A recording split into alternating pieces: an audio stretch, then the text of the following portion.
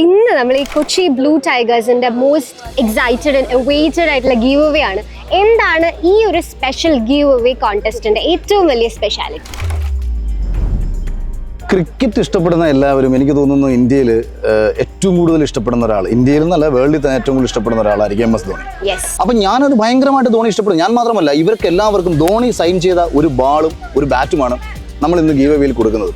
Dhoni sign ചെയ്ത ഒരു ബോളിന്റെ മഹത്വം അറിയണമെന്നുണ്ടെങ്കിൽ ധോണിയെ ഇഷ്ടപ്പെടുന്ന ഒരാളുടെ അടുത്ത് ചെന്നിട്ട് അതിന്റെ വില പറഞ്ഞാൽ ആ വില ഒരു പക്ഷേ നമുക്ക് വിലമതിക്കാനാവാത്ത വിലയുള്ള സംഭവമായിരിക്കും. അത്രയും അതെ, അതിനൊന്നും നമുക്ക് ഒരിക്കലും വിലയിടാൻ പറ്റത്തില്ല. ഇപ്പം നമുക്കറിയാം, ഇപ്പം നമ്മളുടെ റൊണാൾഡോ ആയാലും മെസ്സി ആയാലും ഇവരുടെയൊക്കെ ജേഴ്സിക്ക് വരുന്ന വില, ഇവരുടെ സൈൻഡ് പ്രോപ്പർട്ടീസിന് വരുന്ന വില. ഇപ്പം ഞങ്ങൾക്ക് വേണമെന്നുണ്ടെങ്കിൽ 1-2 ലക്ഷം രൂപയൊക്കെ കൊടുത്തു കഴിഞ്ഞാൽ ഒരു വൈഡ് ഓഡിയൻസിനെ നമ്മുടെ പേജിലേക്ക്, ഇൻസ്റ്റാഗ്രാം പേജിലേക്ക് എത്തിക്കാം. കാര്യം കേരളത്തിലുള്ള എല്ലാവർക്കും ഇഷ്ടമാണ് 2-3 ലക്ഷം രൂപ കൈ കിട്ടിക്കഴിഞ്ഞു.